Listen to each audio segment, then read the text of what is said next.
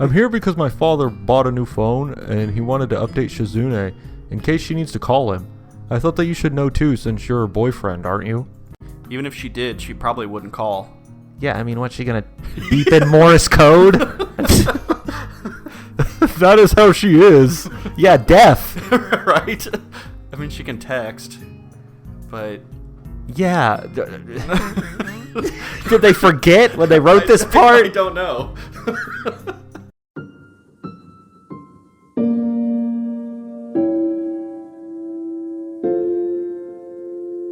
Welcome back to Bookend Gaming. I'm Travis. Yeah. What are we gonna do now? That's Eric. That's me. I'm Eric. Okay. What do you mean, what are we gonna do now? We're gonna record the episode, or are you just talking about in the game? Yeah, both. Yeah, we're gonna I don't know, reunite the two girls, and then they're gonna become best friends and kick you out. Oh. That's not a good ending. It seems like I ate too much yesterday because I wake up in the morning feeling just nauseous enough for it to be a problem. So I grab a bowl of Crispix, the greatest hexagon-shaped food of all time. We're back on the hexagon food. I really can't postpone going into town for shopping, though. So despite wanting to roll over and sleep it away, I force myself to get up and dress instead. Somewhere between buying toothpaste and a few other groceries, I end up walking it off. Then I feel hungry. After stopping for breakfast, it hits me how much time has gone by.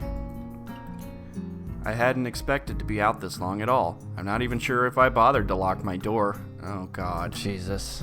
I should really get back. It's not like you have anything in your dorm anyway. Oh god! What's your disability? When I get back to the dorm, I see Hideaki standing in front of my room from the entrance. That's her full name. His full name. I can think of a few things more unexpected, and I can't help thinking I might have a heart attack just from the surprise. Fortunately, it doesn't happen. As soon as he sees me, he says hello in his usual detached way, in his rugged, sexy voice. I'm a little slow to reply to him. So he repeats the greeting without missing a beat. How nice of you. Hello. Oh, yeah. Is something wrong? He could sing me a smooth jazz song. I'm just surprised to see you here. Name one jazz song that has lyrics. Not jazz, I guess, but whatever. Barry White. Okay. Not as surprised as I could have been, since it's impossible to mistake him for anyone else. I'd recognize those weird clothes anywhere. Come to think of it, I've really surrounded myself with distinctive-looking people lately. It's like I'm living in an anime. Hideaki, his head, lolls, slightly to one side, a little too easily. Why? Is it unusual to see someone's family come to see them? Well, you had mentioned that you never come here. Yeah, actually.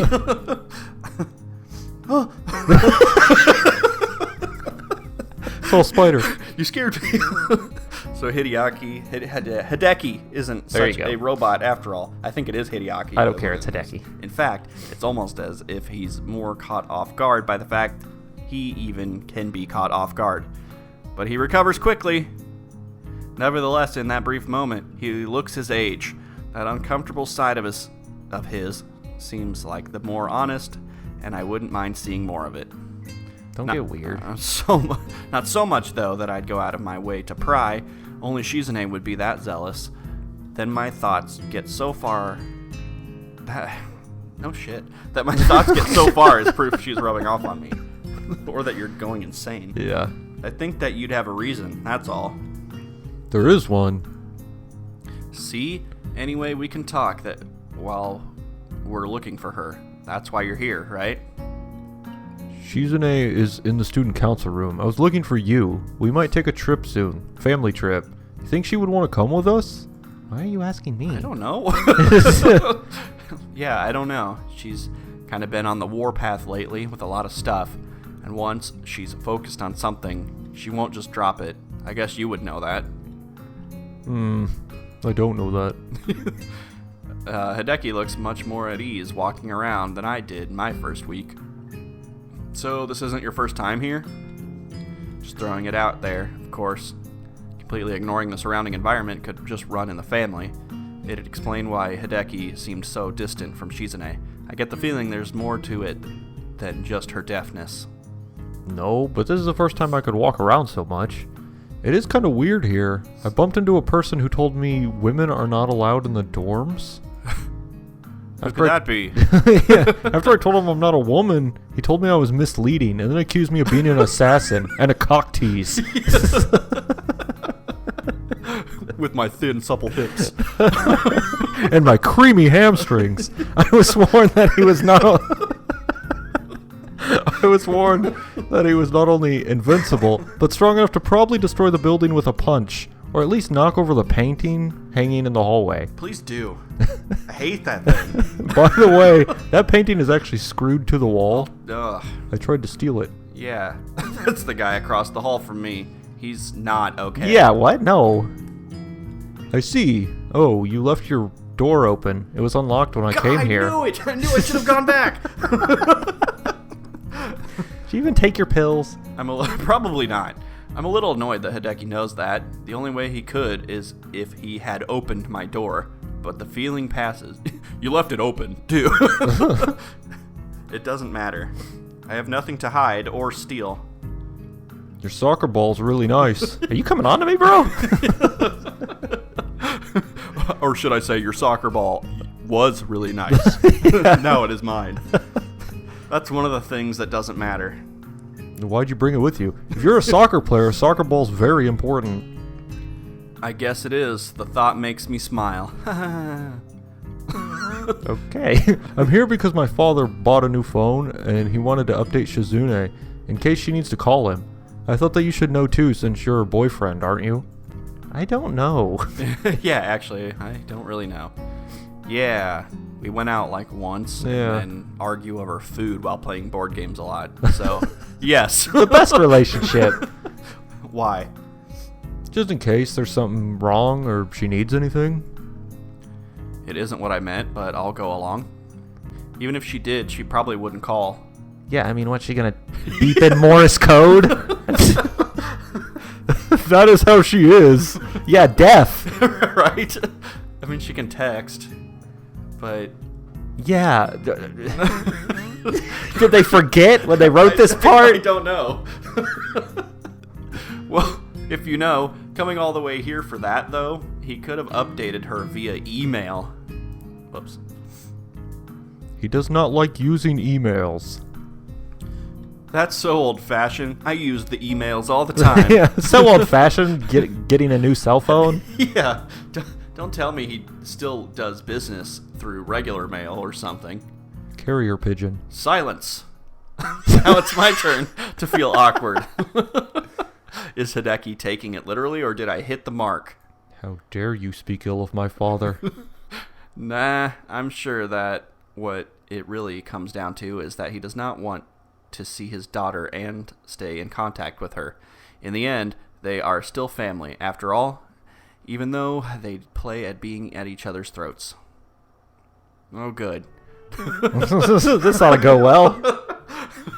You just walk. Oh, great. Just turn around. Yeah. The door to the student council room is open. She hasn't noticed me yet. And Hideaki and I walk in on Jigoro in mid-rant. He sees us, but decides that it's not something worth stopping rambling at Shizune over. This is really shaking my faith in my previous assumption. When I was in the student council, our room was smaller. Colder, too. Like working out of a meat rocker. Not like you spoiled kids. What a waste, sitting here in your giant room doing nothing. Sir, we play board games. Thank you very much. I take offense to that. I'm the risk champion. Yeah. Aren't there only 3 of you? That makes having so many desks only seem like an unnecessary display of mindless decadence. Okay, I agree with that. Appalling! You must use the desk you need, and not one more. It is part of my code. You need to move these desks out of the way so you can play more Twister. Build a fort or something. It may be odd of me to think so, but hearing only one half of a conversation is pretty strange. Also, that's some code. Now that I've arrived, he changes the subject and starts talking about the reason he's here. Did they really let him bring a sword into school? He can do whatever he wants. He has a sword. Hideki and I are going on a trip. He just stabbed the security guard and we're actually on lockdown now. Yeah. What are you doing? Does everyone who uses sign language mumble when they do it? Oh, good. She does mumble. Because I've been doing that the whole time. Oh, or is he talking about Hisao? Yeah. Damn it. No, but I'm just an amateur. It helps me think. It's kind of like force of habit. Just an amateur. Unbelievable. Fine. He turns back to Shizune just in time to catch her shaking her head from side to side. What are you doing? Are you sure you won't be coming along? She reiterates the gesture. Her head is so much bigger than his. Fine. Yeah. I mean, his hair is just... Yeah. It's the coolest. Can you tell her to call me if she needs anything? Yes. I really think sending an email would have been easier, though. I'm not going to read emails on my phone. If she won't speak, she can call Hideaki. I suppose if I have to be reached, you would have to call me. Or that other girl would have to call me. Actually, all three of you... I just lost my place. Actually, all three of you can just call Hideaki.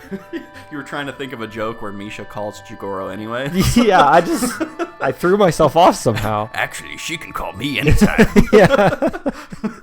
And with that, he swiftly turns and leaves, Hideaki trailing behind him, a long trip for something that took 5 minutes. Neither of them can express their feelings very well. In Shizune's case, I have to question whether she would, if she could. It explains a lot, but she doesn't seem unhappy with the arrangement. Even so, I wonder if she might be. When the door closes behind them, leaving Shizune and me by ourselves, she lets out a deep breath that seems to echo in the silence of the room. Jesus. It's totally ridiculous asking me to go on a trip. The timing couldn't be worse. It overlaps the student council elections. For one. Second, I haven't even cheered up Misha. If you consider that, it's annoying to even have anything else to think about. In fact, I need to get rid of one thing to think about. You're out. Yeah. Yeah, but you might be too focused on all that stuff right now. Shizune adjusts her glasses roughly. You just want me to hurt you, don't you? Yeah. Completely 100% right. The minute I decided I was going to cheer up Misha, everything else went on the back burner, I suppose. So fuck her. I think your dad might care about you more than he lets on. I know. So then it could be a good idea. No. And then again, more firmly, as if for both of us. I said no. No! After coming this far, I can't take a break. A vacation would be jarring. It would be like waking up in a different life. Yesterday was like my vacation, so now we have to go all in. I'm sorry, but that's just how I am. Well, that's stressful. I remember what Yuko said, that she found Shizune brave in a kind of way. I think I understand what she meant, and I have to agree, even though it could also be called recklessness and foolishness and pointless stubbornness. I guess you could call it bravery, too. It's also called being a bitch. However, I can see that there is a fundamental flaw in Shizune's thinking that I hadn't noticed until now. I'm sure that Shizune has reflected longer and more arduously than I could about where she messed up to create such a bad situation between her and Misha. However, as typical for her, she wouldn't let it hold her back and immediately set out to fix the problem. This completely ignores a large part of the problem. Misha herself, moving from critical introspection to holding Misha up as part of a goal, causes the person to get lost in the shuffle. Shizune has said, quote, because she's deaf, Get it? uses sign language. I'm doing air quotes right now, like lot. sign language. In the past few days, but nothing about how Misha feels. Shizune's way of thinking is abnormal. Few normal people would reject a friend and then expect things to go back to the way they were so easily. Shizune does because she sees life as, if I had to put it simply, okay. Yeah. That's not the end of a thought. Capable of being segmented like this sentence and compartmentalized. Misha, like anyone else, sees it as a whole experience. A long, continuous journey, like this paragraph, where one moment of heartache can follow you forever. For Shizune, an event is an event, and few of them cross over. Life is compartmentalized around triumphs, failures, and decisions, where each one stands as its own story. That's why the thought of a vacation is jarring to her. That's why she can only appreciate people's immediate emotions. She lacks empathy. It's exactly how someone obsessed with living in the moment would think, really.